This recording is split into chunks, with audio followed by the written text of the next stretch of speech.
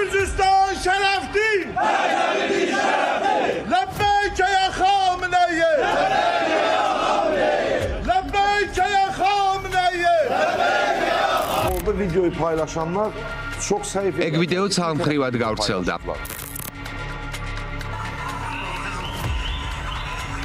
Şu taraftan ნახეთ, როგორ შეურაცხყოფას გვაყენებ. ეს ამილ ხალილოვია, ირანის საელჩოსთან აიათოლა ალი ხამენეის მხარდამჭერი აქციის მონაწილე.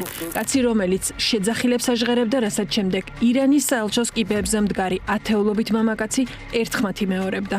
Lebbeyk ya Khamenei. ირანის ისლამური რესპუბლიკის საელჩოსთან ნათქვამ ამ ფრაზას საზოგადოების ფიქრობ სამართლიანი შეშფოთება მოყვა. თავდაპირველად გავრცელებულ თარგმანში ნათქვამი იყო, რომ მამაკაცები იქ ხამენეი მზად ვარ შენი ბრძანებების შესასრულებლად სკანდირებდნენ. გაჩნდა ვარაუდი, რომ შესაძლოა ეს იყო ირანის უმაღლესი ლიდერის სიკვდილის გამო შურისძიების მოწოდება. თუმცა ამილ ხალილოვმა გვითხრა, რომ მათი ნათქვამი ფრაზა ლაბაიკია ხამენეი შიიტებისთვის ლოზუნგივითაა. ქართულად ნიშნავს მორჩილი ვარ, შენს განკარგულებაში ვარ ხამენეი და ამით მხოლოდ დაღუპული სულიერი ლიდერის პატივისცემას ადასტურებენ. მისივე მტკიცებით 7 მარტს ირანის საელჩოსთან აქციას საერთოდ არ გეგმავდნენ. ისინი იქ სამძიმრის სათქმელად იყვნენ მისულები, მათი შეძახილები კი იყო პასუხი იმ ირანელებისთვის, რომლებიც იმ დროს საელჩოს წინ იყვნენ შეკრებილები და აიათოლა ალი ხამენეის მისამართით შეურაცხმყოფელ განცხადებებს აკეთებდნენ. ჩვენ გული დაგწყდა იმ კაცის დაღუპვის გამო. სოფლიოში მილიონობით ადამიანს დაწყდა გული. აქედან გამომდინარე, როცა ჩვენ ვამბობდით ლაბეიკ ია ხამენეის, ამით ვამბობთ, რომ სიცოცხლეშიც და სიკვდილშიც შენს გვერდით ვართ. მზად ვარ, ამას ნიშნავს ეგ ფრაზა. ჩვენი ნათქვამი ფრაზა სხვადასხვა პოლიტიკოსმა სხვადასხვანაირად განმარტეს. ჩვენი ნათქვამი ფრაზის შინაარსია, რომ მე შენთან ვარ, შენ გემორჩილები, რაღაც დავალების შესრულებას არ გულისხმობს. პოლიტიკოსებმა კი ამას სხვა ინტერპრეტაცია მისცეს. ჩვენ ვამბობდით, სიცოცხლეშიც და სიკვდილშიც შენთან ვარ, შენი მხარდამჭერი ვარ. სხვებს თუ სხვაგვარად უნდათ გაგება და სიტუაციის შეცვლა არ ვიცი. ჩვენ მხოლოდ ხამენეის მხარდამჭერები ვართ. აიათოლა ალი ხამენეის მიმართ მხარდაჭერა ბევრ რამეში ვლინდება. მაგალითად, ჩვენს რესპონდენტს ტელეფონის ეკრანზეც მისი ფოტო ეყენა. ამილ ხალილოვი იმამ ალის საქველმოქმედო ფონდის ხელმძღვანელია. მას ჩვენ მარნეულში იმამ ალის მეჩეთში შევხვდით. ქართველმა შიიტებმა სწორედ აქ გამართეს სამართს ხამენეის ხსოვნის საღამო, რომელსაც ხალილოვის ფონდის გავრცელებული ინფორმაციით მომლოცველები მთელი რეგიონიდან ესწრებოდნენ. რადიო თავისუფლების ცნობით კი ამავე ღონისძიებაზე იმყოფებოდა ამერიკისა და კანადის მიერ ექსტრემიზმის გამო დასანქცირებული ალ-მუსტაფას უნივერსიტეტის ქართველი მასწავლებელი რახით კერიმოვი. აიათოლა ალი ხამენეის ფოტო ამ დრომდე მეჩეთის ცენტრალურ ადგილზეა.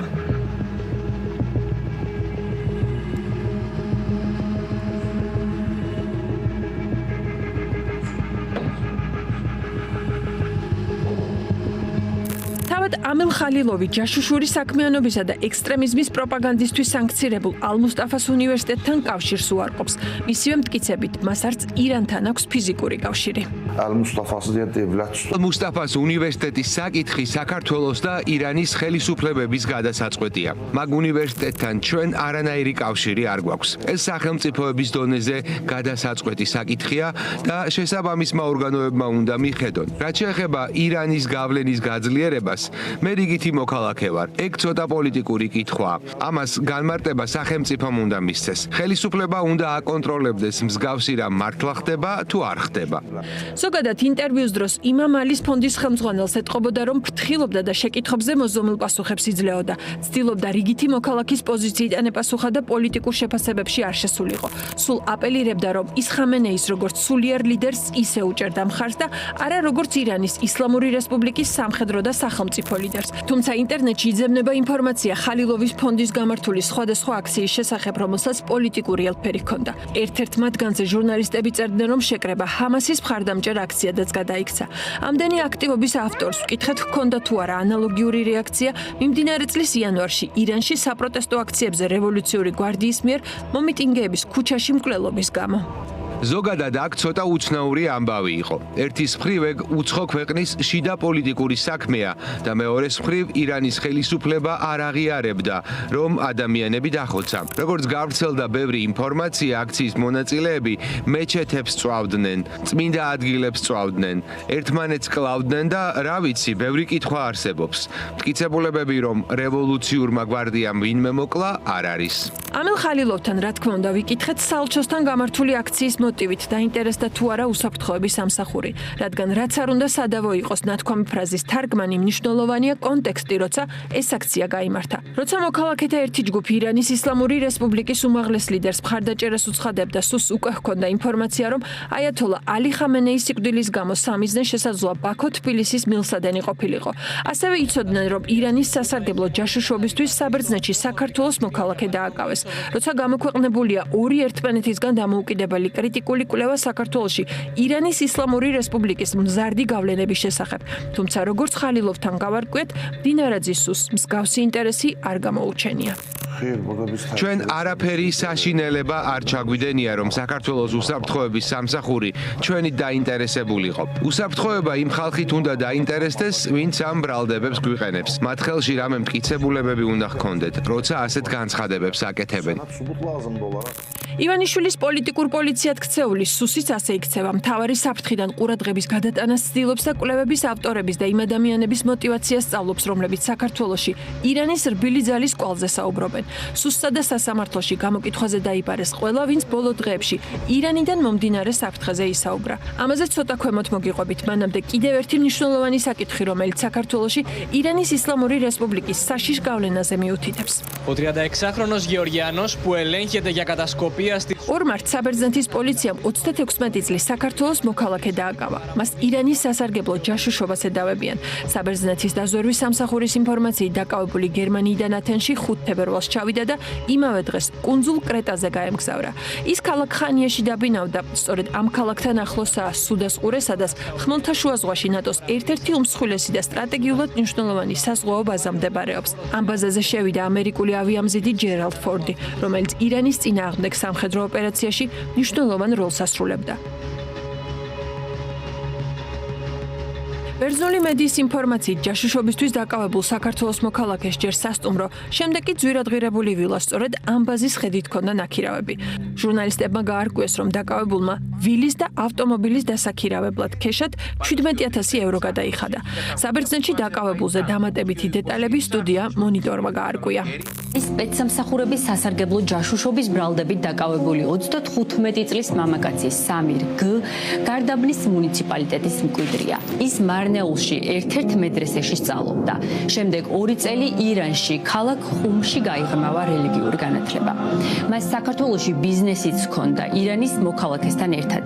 გარდაბანსა და თბილისში ირანიდან შემოტანილ მარილს ყიდდა. საბერძნეთის დაზვერვამ საქართველოს მოქალაქე ყურეში ამერიკული ავიამზიდის ფოტოგადაღების დროს დააფიქსირა. ბერძნული მედია საბერძნეთის დაზვერვის სამსახურზე დაყრდნობით წერს, რომ სამირ გ-ს ტელეფონში ჰქონდა ირანული დაშიფრული აპლიკაცია პროგრამა, რომლითაც ინფორმაციას გადასცემდა.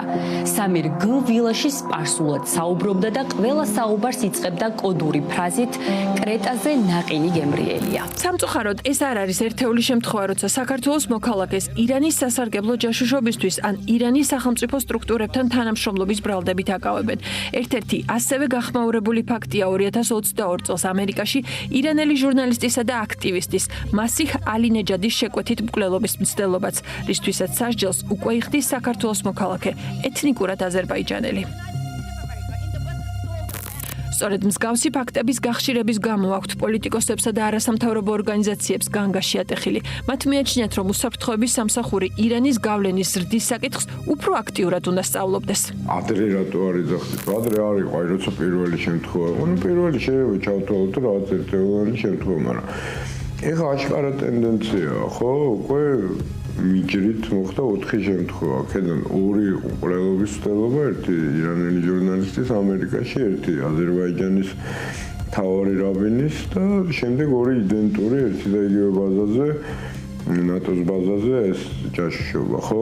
ქსელურობაზე მეტყველებს რა. რომ სისტემა მათი აღმოჩენის და გადამზადების არის უკვე დაალაგებული, ესე რომ ვთქვა, დაალაგებული აქ არის ხა ყველაზე მეტი პრეტენზია ჰქონდათ იმაზე, რომ რატო ამბობ, რომ საქართველოს არის ადგილი, სადაც მზადდებიან ტერორისტები. ჯერ თქვენ რომ საქართველოს ამზადებს, ეგრე არ მithქვამს მე. თქვენ საქართველოში ამზადებენ და ესეა მათაც უთხარი, რომ ნამდვილად ესეა, ხო, ეს ყველაფერი მეტყველებს იმაზე, რომ ესე არის. გივით არგამაძე ერთ-ერთია, ვინც სახელმწიფო უსაფრთხოების სამსახურმა მისი საჯაროდ გამოთქმული მოსაზრებების გამო გამოკითხა. მან გითხრა, რომ სუსის გამომძიებლებს რამდენიმე საათის განმავლობაში უხსნიდა, რომ საფრთხე რეალურია და უფრო აქტიური მუშაობაა საჭირო. მათ შორის ალ-მუსტაფას უნივერსიტეტის ქართული ფილიალის მიმართ, რომელიც ამერიკისა და კანადის მიერ სანქცირებულია და რომელიც ქვეყანაში წლებია აკრედიტაციის გარეშე ფუნქციონირებს. მაშინ როდესაც იაუნს აუქმებ, რომელიც არის ალბათ ყველაზე ერთ-ერთი კარგი და დადებითი მოვლენა საერთოდ ჩვენ განათლების სისტემაში. და ამ დროს ყოველგვარი აკრედიტაციის გარეშე აპარბაში განვერცეს, ანუ მე ვეუბნებოდი თქვენ ინტერესში უნდა იყოს ხო პრინციპში აკრედიტაციები, რომ აკრედიტაციას აქვს თავის პირობები. შესაბამისად შეიძლება მოთხოვო უკვე რაღაც პირობების მაინც შესრულება და რაღაც კონტროლის ქვეშ ყავდეს ეს უნივერსიტეტი, მაგრამ ამასაც არ აკეთებს. მე თან ციდან ჩამოვარდნილი ხო არა ვარ, რა ქვია, 8 წელი ვიყავ უშროების კომიტეტის თავმჯდომარე, ხო ვიცი რა ვლაპარაკობ, არა? და ცდილობ რომ რაც ვიცი პირიქით გავუზიარო, მაინდა-მაინც მავნებელობაში მithვლენ რომ აი რატო ომის დროს რატო იძახით ეგეთ რაღაც. იმიტომ რომ ამ ომის დროს ეს საფრთხე გაიზარდა და კიდევ უფრო მეტად და ეხლა უნდა იძახო, იმიტომ რომ ომის დროა უკვე ეს ყველაფერი ამ ომის დროს მიმდინარეობს და საფრთხე იზრდება ექსპონენციალურად, ხო? და ეხლა თუ მოხდა უკვე ყველაფერი, მე რა გავიძახო, რა აზრი ეხლა უნდა ვიძახო. ხელისუფლება რომ ალ-მუსტაფას უნივერსიტეტის ქართული ფილიალით ნამდვილად ინტერესდებოდეს, ისიც ცნობილი იქნებოდა რა ფულით ფინანსდება სასწავლებელი, რომლის მიმართაც საკმაოდ ბევრი შეკითხვა არსებობს. ახლა მოცემულობა ასეთია: ქართული ოცნება, რომელიც მხოლოდ გამჭირვალობაზე საუბრობს, ფინანსურ გამჭირვალობას ითხოვს ადამიანის უფლებებზე მომუშავე არასამთავრობო ორგანიზაციებისგან და მედიისგან, რომელთა დაფინანსების წყარო ისედაც ხელმისაწვდომია და სახელმწიფოს მხრიდან მკაცრად რეგულირებადი. არააკრედიტებული ინსტიტუტი კი მისი კონტროლის მიღმა. ამ სასწავლებლის დაფინანსების წყაროები საჯარო სივრცეში თითქმის არ იძებნება. საქმე იმაში არის, რომ ეს უნივერსიტეტი ხო გუშინ არ გაიხსნა, როდესაც რაღაც გარკვეულწილად ირანის როლი პოლიტიკურ კონტექსტში შეიცვალა. ეს უკვე წლები არსებობს, ხო, 11 წლიდან, ანუ არის და უმეტესწილად ქართული ოცნების მმართველობის პერიოდში არის აქტიური, ხო? ჩვენთვის ყოველთვის იყო საინტერესო, როგორ ფინანსდებიან ეს ორგანიზაციები, ფონდები და ასე შემდეგ, მაგრამ პასუხი არასდროს არ გვაქვს და ღია წყაროებში ეს არაფერი არ ჩანს. ან ეს არის ნებაყოფლობითი ასეთი შესაძლებლობა ამ ორგანიზაციებისთვის სახელმწიფოს მხრიდან, ან ის ვერ მართავს პროცესებს. ანუ ორი ვერსია არის, ან ისინი თანამშრომლობენ, ან ჩვენი სახელმწიფო არ არის ისეთი ძლიერი, რომ გაატაროს საკუთარი ქვეყნის უსაფრთხოების ინტერესები. კამილა მამედოვა მარნეულის რადიოს ხელმძღვანელია. კარგად იცნობს რეგიონს და ჩვენც მას ვთხოვეთ გაეზიარებინა საკუთარი დაკვირვება რეგიონში ირანული გავლენის ზრდის შესახებ. როდესაც ჩვენ ვხედავთ, რომ უფრო მეტი ადამიანი, მაგალითად ქალები, დადიან თავდახურულები, რაღაც გარკვეულ ტანსაცმლით. ჩვენ გვახსოვს ესეთი ისტორია ძალიან დიდი ხნის წინ, 20-25 წლის წინ, რომ ქალებს ჰიჯაბი ჩაეცვათ, აქ ფულს უხდიდნენ.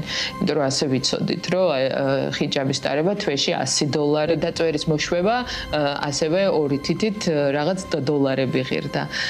ამიტომ ეს ყველაფერი ჩვენ გვეხუმრებოდა, მაგრამ სავარაუდოდ ეს იყო იმ სიმართლის ნაწილი, რომელსაც აი ეს იდეოლოგია აქ მუშაობდა. ყველაფერი დაიწყო ძალიან მარტივად ენის და რელიგიის შეცნობით, საკუთარი რელიგიის, იმიტომ რომ პოსტ საბჭოთა ქვეყნებისთვის აი ეს რელიგიური იდენტობის აღდგენა ძალიან მნიშვნელოვანი იყო, როდესაც შენ აი ამ წნეხის ქვეშ ხარ და უნდა გჯეროდეს, რომ ღმერთი არ არსებობს, მაგრამ აი ამ პოსტ პერიოდის ძალიან კარგი შესაძლებლობა დაინახა ირანმა და ზოგადად ზოგადად ამას არც არავინ ცუდად არასდროს არ უყურებდა ეს გავლენა მათი დაიწყო არა მხოლოდ საქართველოში მცხოვრებ აზერბაიჯანელებზე, არამედ ზოგადად აზერბაიჯანში, იმიტომ რომ შიიტური შტო არის და ირანი არის ამის ცენტრი. როგორც კამილამ გითხრა, ერთ ოთახში დაწყებული სწავლებები მალევე გაფართოვდა, გაიხსნა სკოლები, ორგანიზაციები.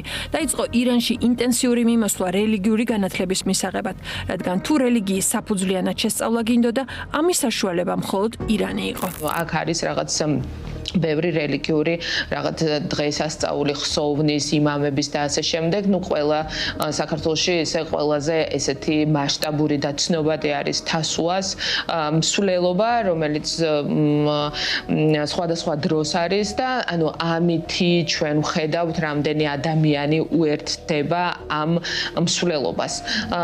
და პირველად ისტორიაში მე ვიტყოდი, ანუ ჩვენი დაკვირვებით იყო პოლიტიკური კონტექსტი იყო ჩართული ამ მსვლელობაში, როდესაც ტრამპის, ნეტანიაჰუს და აიათოლას ფოტოები იყო ასევე ამ მსვლელობაში გამოყენებული.